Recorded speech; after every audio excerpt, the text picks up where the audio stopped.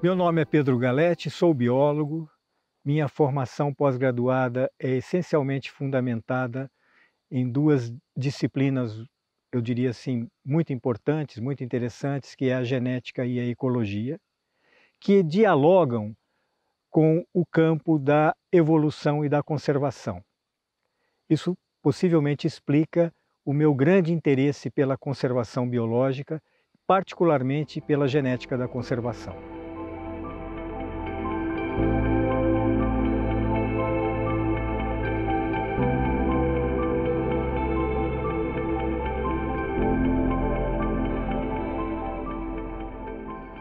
Eu sou Patrícia Freitas, sou bióloga, sou pós-graduada em genética e evolução e mais recentemente eu passei a transitar no mundo da genômica e da bioinformática, mais voltada à conservação da biodiversidade.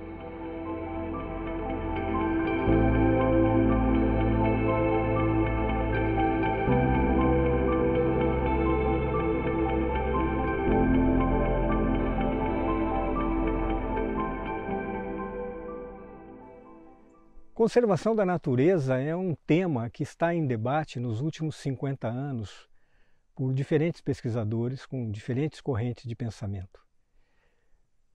Algumas estratégias básicas de conservação já são muito clássicas, como, por exemplo, a conservação através das reservas biológicas, através das áreas protegidas, a conservação, então, do ambiente mais natural possível para que possa contemplar toda a biodiversidade daquele ambiente.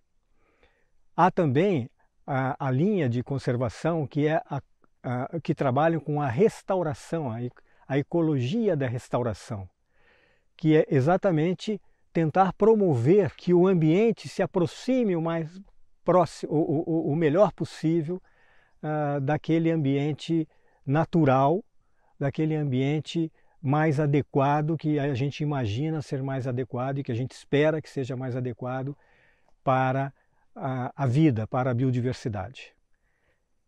E agora, um pouco mais recente, uma terceira estratégia de conservação está ganhando pulso nesse debate, que é a chamada ecologia da reconciliação, ou reconciliação ecológica, que não pretende de forma alguma anular as duas outras estratégias, muito pelo contrário, a ideia é complementar as duas outras estratégias, destacando a importância da ecologia de reserva e também da ecologia de restauração, mas trazendo para esse debate a possibilidade de nós pensarmos numa ambientação que possa contemplar as necessidades humanas que, obviamente, estão presentes no nosso dia a dia e vão continuar presentes enquanto os humanos estiverem nesse planeta. Então, uma forma de contemplar as necessidades humanas com as necessidades das demais espécies. E quanto maior, obviamente, quanto mais biodiverso for essas demais espécies, obviamente, melhor será esta ambientação. Então, a ideia da reconciliação ecológica é criar, manter e conservar ambientes que tenham essa característica, garantir com que as atividades humanas possam continuar, obviamente, não é?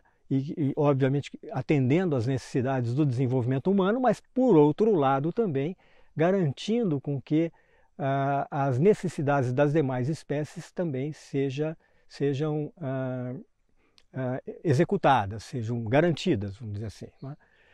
Então essa é a ideia da reconciliação, fundamentalmente, né? O que está por trás desse conceito da reconciliação ecológica é um jogo de palavras muito simples, e que eu gosto muito, inclusive, que é a ideia do win-win ecology, que é vencer e vencer, não é? Isso significa que criar ambientes em que tanto a atividade humana, o desenvolvimento humano, possa, obviamente, sobreviver e possa desenvolver essas atividades no sentido de vencer e conquistar as atividades desejadas, como também a biodiversidade, as demais espécies que compõem a nossa Terra, o nosso planeta, não é? Então essa ideia esse balanço entre vencer e vencer é que acaba estando assim no preâmbulo do conceito da reconciliação ecológica. Então o que se tem hoje no grande debate da conservação da natureza é o que se diz a conservação dos chamados 3 R's, né? O R das reservas, das reservas biológicas, das áreas o mais pristina que for possível tê-las, né? O R da restauração ecológica, as áreas que são depauperadas poderem ser restauradas a ponto de nós chegarmos até a ter uma área equivalente a uma área pristina, e agora também a ideia da reconciliação. Então criar ambientes como, por exemplo, uma agrofloresta, né? Uma agrofloresta se aproxima muito da ideia da reconciliação ecológica, né? Porque ela traz elementos importantes para a atividade humana, mas também traz elementos de paisagem que vão permitir a existência de um conjunto muito grande de espécies, né? A ideia dos corredores de biodiversidade, não necessariamente, eu não estou dizendo corredores ecológicos que linkam fragmentos, mas corredores que atravessam grandes plantações, por exemplo, que permitem com que aquela biodiversidade daquela macro-região permaneça a despeito de, ao lado, ter plantações de monocultura, atividades econômicas se desenvolvendo. E estabeleçam com essas áreas de atividade econômica uma relação mutualística, né? No sentido de emprestar também àquelas áreas o serviço da biodiversidade. Esses corredores claramente são ações que estão relacionados à reconciliação, né? E chega ao ponto, né, máximo assim, dessa coisa das cidades, das mudanças da própria cidade, da própria urbanização, né?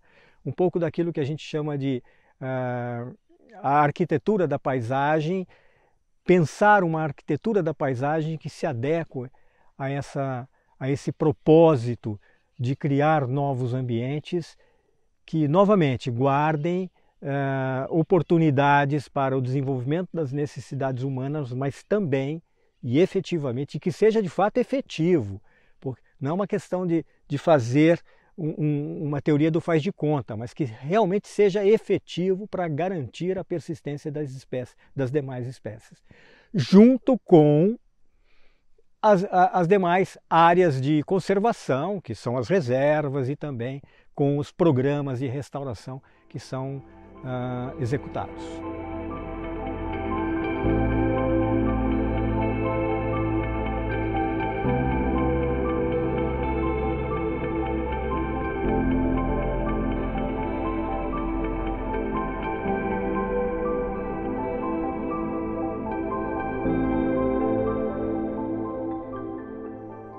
De certa forma, a ecologia da reconciliação, ela converge com a ideia de resistência às mudanças que as atividades humanas têm provocado sobre o ambiente, as chamadas mudanças antropogênicas, que caracteriza inclusive um momento, uma era conhecida entre os cientistas atualmente por antropoceno. Então, as modificações provocadas pelo homem no ambiente, trazendo a fragmentação de hábitat, o desmatamento, a urbanização, a própria poluição, tudo isso agregado tem promovido na academia e no conjunto de pesquisadores um movimento crescente de resistência a isso, de buscar soluções para esse problema, para, obviamente, dar persistência, perenidade à biodiversidade. E a ecologia da reconciliação converge nessa direção. Igualmente, a esse movimento de resistência, faz parte desse movimento de resistência também assim, uma ciência que é relativamente bastante nova, que é a própria biologia da conservação. Eu digo que nesses últimos 50 anos é que, de fato, que a biologia da conservação passou a ser um elemento de ciência importante nesse debate todo que nós estamos falando sobre a biodiversidade, sobre a natureza. O próprio conceito de biodiversidade, ele é relativamente novo. A palavra biodiversidade, que traz por trás um conceito, ela, na verdade, ela deriva de uma palavra em inglês, que é o biodiversity, que é, na verdade, uma contração entre duas palavras, biological diversity. E aí, essa palavra ela é bastante nova, ela é muito recente, ela data de meados dos anos 80, né?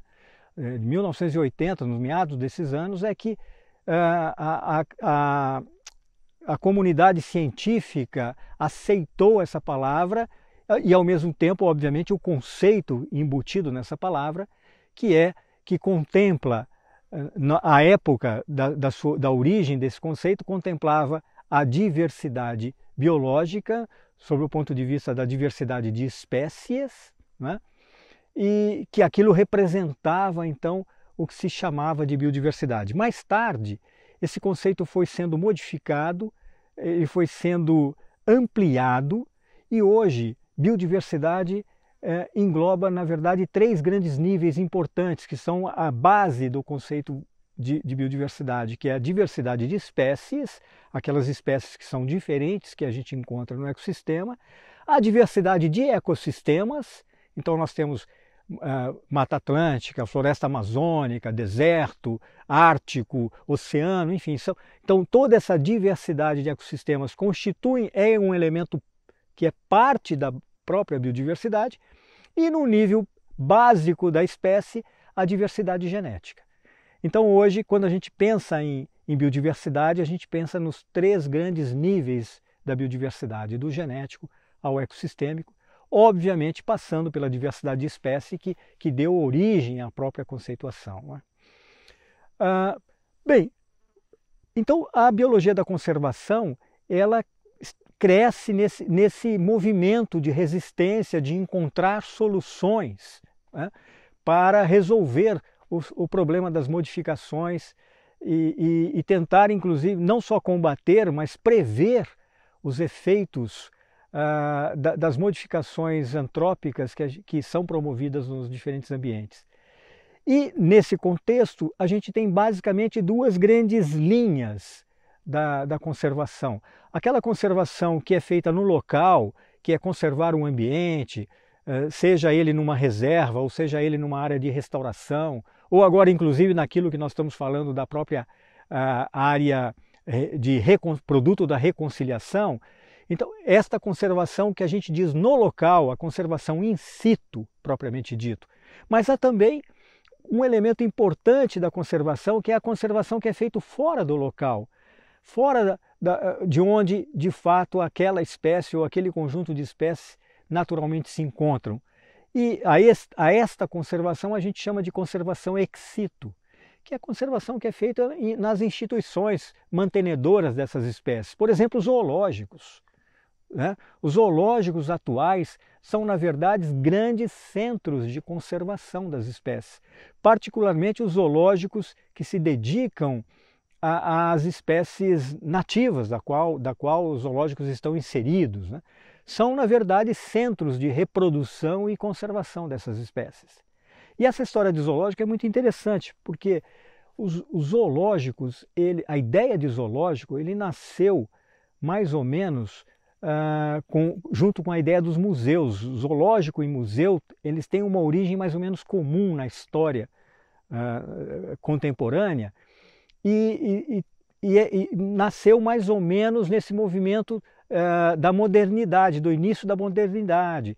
Nos anos de 1500, 1600, é que começaram a surgir os grandes museus, ou os primeiros museus, os primeiros zoológicos, e eles surgiram mais no sentido de garantir ao homem, eu diria assim, a capacidade de ordenar e de catalogar as espécies da biodiversidade. Foi quando o homem começou a reconhecer a biodiversidade como um elemento importante, mas, por outro lado, ainda como um elemento em que ele tinha o domínio total sobre ele. Então, o homem aqui, a biodiversidade ali, e o que eu posso fazer e o que eu devo fazer, inclusive para explorar melhor essa biodiversidade, é catalogá-la, registrar e ordenar essa biodiversidade. Então é quando nascem as escolas de classificação zoológica, de classificação botânica, né? É quando começa a aparecer de fato esses primeiros centros de manutenção de fauna. E tudo isso foi evoluindo ao longo do tempo e nos últimos 50 anos, então, essa infraestrutura que já estava organizada começa então a se direcionar para a conservação biológica. E agora, não faz sentido a gente ficar falando da conservação ex situ, dessa conservação fora do ambiente, se nós não, obviamente, nos reportarmos novamente à conservação in situ, à conservação no local. Então, a grande escola atual é a escola que busca integrar esses dois elementos da conservação. Tanto a conservação ex situ e in situ, trabalhar de maneira integrada. A própria União Internacional de Conservação para a Natureza, ou da Natureza, melhor dizendo, ela indica nos programas de conservação, indica que seja feito isso de forma integrada. Ela criou, inclusive, um termo, uma abordagem que ela chama de on-plan, que é um plano único de conservação, onde você tem as suas espécies no ambiente não natural, no ambiente cativo, não é? Onde você a reproduz, multiplica novos indivíduos, aumenta o efetivo populacional para trazer esses novos indivíduos para um ambiente onde eles de fato estavam antes, ocupavam antes. Então fazer essa suplementação de fauna ou até mesmo a reintrodução quando ela já não existe mais. Então essa estrutura integrada faz parte desse esforço da biologia da conservação no sentido de buscar estratégias de resistência às mudanças do antropoceno.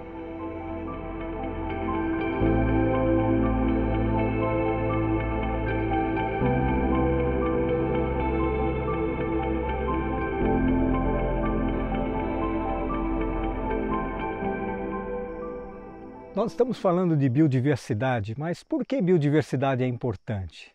Quais são os valores da biodiversidade, né? Então essa também é uma temática muito interessante, porque a biodiversidade tem muitos valores. O primeiro valor da biodiversidade, obviamente, é o valor dela próprio. Então as espécies existem e merecem continuar existindo. Então isso, obviamente, é um valor inerente da própria biodiversidade, como é inerente de qualquer ser humano, de qualquer ser vivo, humano. Mas há outros valores importantes da biodiversidade, como o valor estético da biodiversidade, particularmente em relação ao homem, né? Os humanos encontram na biodiversidade um valor estético, um valor cultural, um valor religioso, muitas vezes, várias culturas que têm as suas crenças baseadas em elementos da biodiversidade. Então, valores importantes da biodiversidade para a estrutura e para a comunidade humana. Há outros valores que são mais diretos ainda. A biodiversidade é importante para a nossa alimentação. É da biodiversidade que nós nos alimentamos, é da biodiversidade que a gente busca os fármacos. Não é? Grande parte dos fármacos tem o seu princípio ativo identificado nas plantas, né? Algumas inclusive em animais, particularmente em animais marinhos, é uma grande fonte de princípios ativos de fármacos, mas a biodiversidade tem outros valores adicionais, porque a biodiversidade, no que diz respeito ao ecossistema, presta serviços importantíssimos para estabilidade, garantia e manutenção do ecossistema e também para a própria sobrevivência e a própria exploração da atividade humana. É a biodiversidade, por exemplo, que garante o ciclo do carbono, né, que é tão importante, né, porque no momento em que um ser morre e se decompõe, aqueles elementos, aquele micronutriente, produtos da decomposição vão para o solo e vão servir de fonte para uma planta, para um vegetal, que vai naturalmente servir de fonte alimentar para um animal e assim sucessivamente nessa rede trófica do ecossistema. Então, obviamente, a biodiversidade tem uma importância muito grande, né? Tem uma importância grande na polinização. Quase 50% do cultivo, ou talvez até mais, dos produtos derivados de vegetal que nós humanos consumimos, deriva da polinização. É absolutamente imprescindível a polinização. E a polinização obrigatoriamente prescinde ou necessita da biodiversidade, seja lá nos insetos polinizadores ou nos morcegos, que também fazem o seu papel de polinizadores. A própria estrutura da floresta depende, a manutenção da estrutura de um ecossistema depende da biodiversidade, no sentido de que depende da dispersão de sementes. Então, as aves prestam um serviço importantíssimo na dispersão de sementes e na garantia de uma estrutura mais adequada de florestas. Então, a biodiversidade tem valores enormes. Por isso é tão importante para nós garantirmos a sua persistência. E por que isso para nós tem sido motivo de tanto debate, de tanta preocupação? Porque nós estamos sendo o grande agente propulsor de modificações do ambiente. Nós estamos caracterizando isso que hoje chamamos de antropoceno, que é uma era da história geológica do planeta de grandes transformações produzidas pelo homem. As nossas transformações que a gente promove no planeta são equivalentes a transformações de grandes catástrofes que ocorreram no passado, como glaciações, como desertificação, meteoro que há 65 milhões de anos atrás caiu e extinguiu os dinossauros. As mudanças que a gente promove hoje no planeta tão volumosas e tão profundas, são tão profundas que equivalem a essas mudanças. Por isso essa ideia de caracterizar esse momento como um momento novo do chamado antropoceno. Estamos vivendo uma era de extinção em massa. Nós estamos extinguindo não é uma ou duas espécies, nós estamos extinguindo várias. Então, nós precisamos reverter isso. O problema não é só conservar, o problema é reverter esta situação. E isso é urgente. Aí que vem o movimento de resistência, né? Então, tudo isso que a gente vem conversando vem nessa direção. E a reconciliação ecológica é mais um elemento, mais uma estratégia que se coloca para se somar a todas as outras, para a gente poder encontrar um caminho melhor de perenidade e de persistência da maior parte possível das espécies. Seguramente, a biodiversidade do futuro não será a biodiversidade do presente ou do passado, até porque a própria história de evolução biológica traz as modificações. As espécies se alternam ao longo da história evolutiva, né? Mas isso não é feito da noite para o dia, isso é feito através de uma história complexa de evolução biológica, né? Então, mas a gente precisa garantir que essa história biológica como um todo não seja interrompida. E nós temos um compromisso muito grande por isso, porque nós somos os responsáveis por esse grande momento de extinção em massa. Então a nossa responsabilidade aumenta muito. É muito diferente do que se tivesse ocorrido uma grande catástrofe e de repente eu fosse tentar resolver um problema que não foi eu trazido por mim.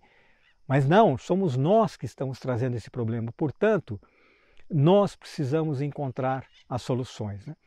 Agora, a gente ainda conhece muito pouco sobre a biodiversidade e sobre a complexidade da natureza. Há muito para se fazer, particularmente no Brasil. Particularmente no Brasil, um país que tem detentor de biodiversidade enorme, uma das maiores biodiversidades do planeta. E nós temos, obviamente, uma ciência muito boa, uma multiciência muito boa, mas ainda, obviamente, ela eu diria assim, ainda muito incipiente em relação ao tamanho do problema que nós temos. Então falta muita ciência a ser feita e a gente precisa trabalhar na perspectiva de valorizar a ciência. A ciência é fundamental. E um dos caminhos de valorização da ciência muito interessante, que eu particularmente tenho tentado também me envolver atualmente, é o caminho da ciência cidadã. Você envolver o cidadão na construção da ciência, ele sentir-se participante da construção da ciência, desde o momento de pensar a ciência, de projetar o problema, de pensar as soluções possíveis, os métodos para se alcançar essa solução. Então esse processo de construção da ciência, do método científico, você envolver o cidadão nisso e ele ter lá no final e participar da produção do resultado é muito interessante, porque isso cria uma comunidade cientificizada, né? Uma comunidade que se sente mais apropriada da ciência e, obviamente, isso vai numa direção muito positiva, totalmente contrária ao negacionismo da ciência, né? Então, é importante nós desenvolvermos a ciência para poder realmente conservar.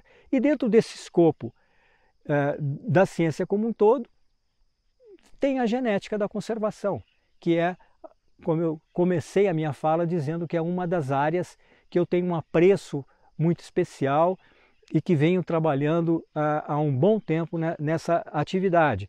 Utilizando o quê? O método e as ferramentas genéticas para tentar ajudar a resolver problemas das espécies ameaçadas.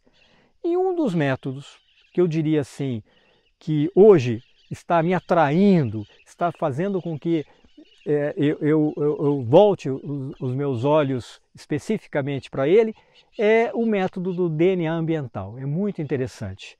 Você extrair do ambiente, você extrair o DNA daquele ambiente, analisar aquele DNA e inferir sobre a biodiversidade existente nesse ambiente. De um pedaço de solo, de uma porção do solo, eu extraio o DNA dessa porção do solo e consigo acessar, através de análises específicas, com marcadores específicos, acessar que parcela da biodiversidade deixou resíduos ou algum dos seus elementos, células, nesse lugar. Enfim, qualquer ambiente em que existem organismos, os organismos deixam partes nesse ambiente. E eu posso acessar esses indivíduos, esses organismos, identificar quais são as espécies através desse chamado DNA ambiental. É tão gratificante isso que hoje se pode fazer a DNA ambiental, tirar DNA do ar. Você imagine isso. Você pode filtrar o ar. No filtrado do ar, você simplesmente dilui aquele filtrado, extrai aquele DNA, usa marcadores específicos e você identifica espécies que deixaram vestígios naquele ar. Não é?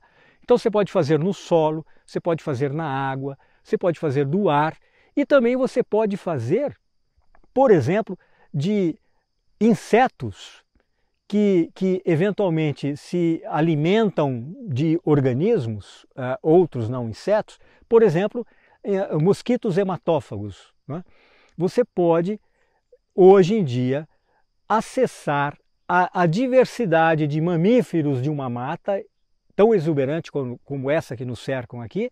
Você pode acessar os mamíferos presentes nessa área, coletando os insetos, basicamente os mosquitos hematófagos, extraindo do estômago desses mosquitos o sangue dele, que seguramente ele obteve de um mamífero ou de uma ave, mas enfim, de um animal que ele usou como hospedeiro, acessando aquele DNA daquele sangue, fazendo uma identificação molecular, eu falo, pronto, esse mosquito aqui está trazendo o DNA de uma onça parda. O que significa que esse mosquito foi coletado aqui é porque tem a onça parda aí. Então a gente pode acessar a estrutura da comunidade a partir desse DNA ambiental. Então, nesse sentido, a ferramenta genética ela vai além da genética da conservação e se oferta também naquilo que a gente chama hoje de ecologia molecular. Então hoje, para ser assim muito fiel à minha atividade profissional, eu diria que eu transito na ecologia molecular e na genética da conservação e muitas vezes eu nem sei mais dizer os limites dessas duas grandes áreas, né? Utilizando, obviamente, todo o conhecimento e toda a ferramenta que a gente pode ter disponível, fundamentalmente da genética, bem como também da própria ecologia.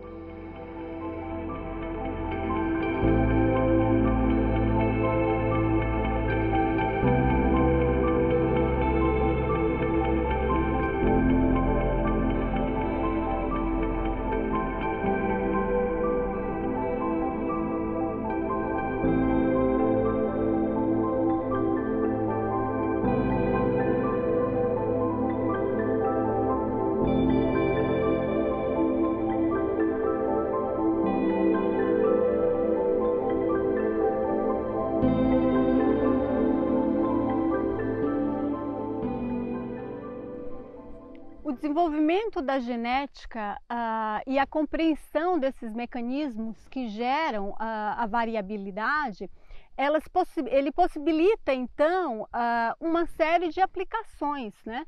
Então, se a gente pensa sob o ponto de vista antropogênico, a gente sabe que a gente pode fazer o melhoramento vegetal, ou seja, prever a chance de uma determinada característica de interesse ocorrer e fazer cruzamentos que façam com que, de fato, aquela característica ocorra. Isso no melhoramento vegetal, mas a gente pode também pensar no melhoramento animal, nas implicações para a medicina, né? Prever a chance de determinadas doenças ocorrerem ou minimizar a ocorrência de fato, né?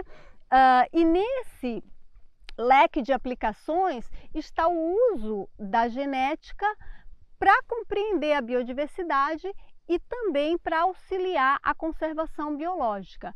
Então, em termos de viabilidade de uma espécie, das populações dessa espécie, a gente sabe que a variabilidade genética é essencial. Se a gente pensa, por exemplo, no surgimento de um novo patógeno, se todos os indivíduos de uma população ou de uma espécie não forem resistentes àquele patógeno, o surgimento desse patógeno, dessa nova condição, pode dizimar uma população inteira, promovendo as extinções locais, mas também contribuindo com processos de extinção da espécie, né? E a genética e, obviamente, o avanço das tecnologias atreladas a esse conhecimento possibilita acessar a variabilidade genética, né? Então, existem várias tecnologias hoje que permitem você saber qual que é a variabilidade que aquela espécie possui. E através desse conhecimento, você pode direcionar a práticas, por exemplo, de manejos efetivos, né, de espécies ameaçadas. Então, a gente sabe que hoje a biodiversidade ela vem sendo impactada pelos efeitos das ações antrópicas, né? Então, se a gente pensa, por exemplo, no desmatamento, obviamente que a gente está desmatando para a expansão urbana, para crescimento de ferrovias, para a expansão da agricultura, para a expansão da agropecuária, que são necessidades humanas, né? Atuais e inerentes, obviamente, à vivência do homem. Mas quando a gente pensa nesse desmatamento, junto com a mata, além da diversidade de indivíduos vegetais, vão todos aqueles animais, né, todas aquelas outras espécies associadas à mata, né? E além de perder indivíduos, né, de uma determinada espécie, você pode estar perdendo diversidade genética, que é o elemento essencial para a viabilidade de indivíduos, de populações e de espécie. Então, lembrando das ideias do Darwin, né, da seleção natural e de como as espécies podem ser selecionadas, né, considerando que existem variações e que o mais apto tem mais chance de sobreviver e de se reproduzir. Se não há variabilidade, a gente pode culminar então com processos de extinções. E nesse sentido, se a gente consegue acessar essa diversidade, a gente pode fazer inferências mais práticas sob o ponto de vista de manejo. Então vocês imaginem que a gente pode ter uma população super numerosa, então os estudos de ecologia às vezes fazem essas contagens de indivíduos por populações, por espécies, mas algumas populações podem estar muito impactadas a tal ponto de não terem variabilidade genética suficiente para responderem positivamente a uma mudança ambiental. E no antropoceno, né, que é a era atual, a gente sabe que está havendo uma série de modificações, inclusive modificações climáticas, que obviamente refletem diretamente e impactam diretamente na adaptação e sobrevivência das espécies. Então, quando você consegue acessar essa informação genética, você consegue mensurar se aquela população ela está com um risco maior de se extinguir ou de ser impactada ou não. E quando você começa a estudar diferentes populações, por exemplo, de áreas que foram desmatadas e que desconectaram essas populações, você consegue manejar efetivamente, de tal forma que você pode fazer translocações de indivíduos e restabelecer aquele processo básico de geração da variabilidade. Então eu estou fazendo um incremento de indivíduos que podem ter uma variabilidade genética, né, essencial para a manutenção da espécie como um todo. Esse indivíduo nessa outra área, ele pode se reproduzir e o processo então de segregação dos fatores, dos genes, de combinação aleatória vai gerar variabilidade que não seria gerada se não houvesse esse estudo genético dessas populações que naquele momento estão fragmentadas pela ação humana. Então esse foi um exemplo para tentar ilustrar ou contextualizar a importância do conhecimento sobre a diversidade genética e medidas de manejo que possibilitem então a restauração da biodiversidade. Porque no momento em que você estuda uma espécie sobre ameaça, que é uma espécie guarda-chuva importante, que a ocorrência dela faz com que haja a ocorrência de outras tantas espécies que mantêm aquele ecossistema sob equilíbrio, você obviamente está preservando a biodiversidade como um todo.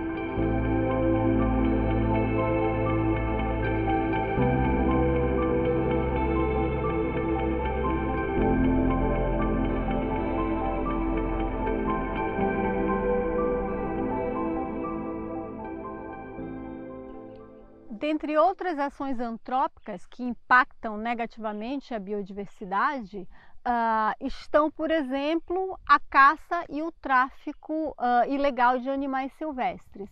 E como que a genética pode auxiliar a minimizar esses impactos ou mesmo mitigar certas ações criminosas contra a fauna, por exemplo?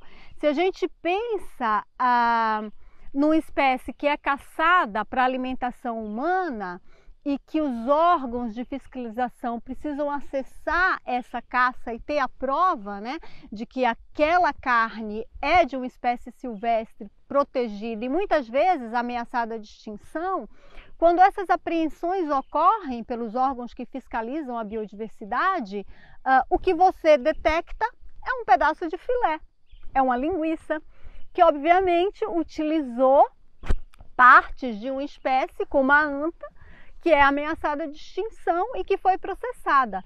Então, dependendo da espécie, aquela amostra de carne, ela não vai poder ser identificada a tal ponto de você dizer é de uma anta, é de um boi, é de um porco doméstico. Então, o que a genética faz é isolar o DNA daquele material biológico, olhar para o genoma e para regiões, né, do genoma daquela amostra específica e fazer a identificação da espécie com base em marcadores moleculares espécie específico. E daí você tem uma prova de que aquele filé não é do porco doméstico e sim de uma espécie silvestre que é proibida por lei de ser consumida, de ser caçada.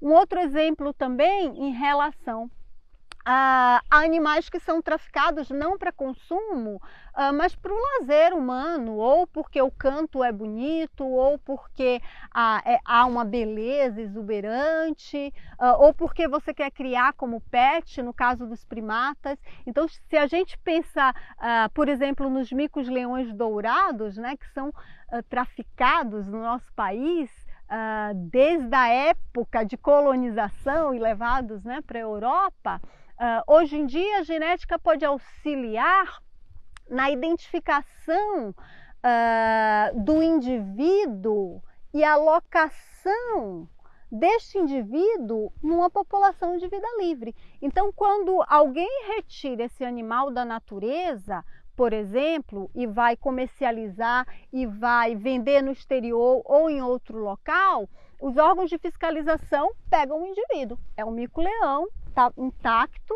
né? Ele está vivo, e o que fazer com esse indivíduo? Em geral, esse indivíduo ele acaba indo para os zoológicos, para os centros de recuperação que cuidam desses animais silvestres, né? Mas mais do que isso, a genética pode auxiliar a identificar a que população esse animal, de que população esse animal saiu. Então, através do estudo das populações naturais, utilizando, obviamente, marcadores genéticos, você traça perfis que te permitem estimar a probabilidade, a chance de um indivíduo pertencer àquela população.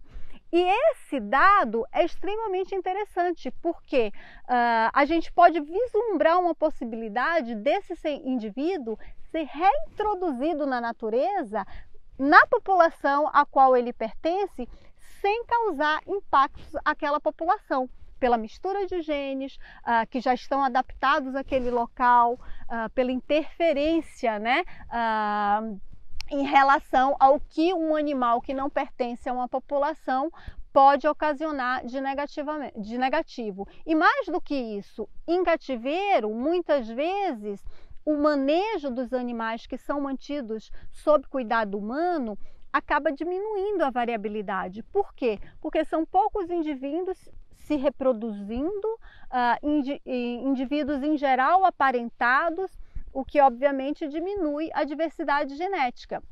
E quando você também acessa a diversidade genética desses indivíduos mantidos ex situ, você pode, obviamente, fazer manejos para a restauração dessa biodiversidade, escolhendo indivíduos que mantenham a variabilidade genética também ex situ.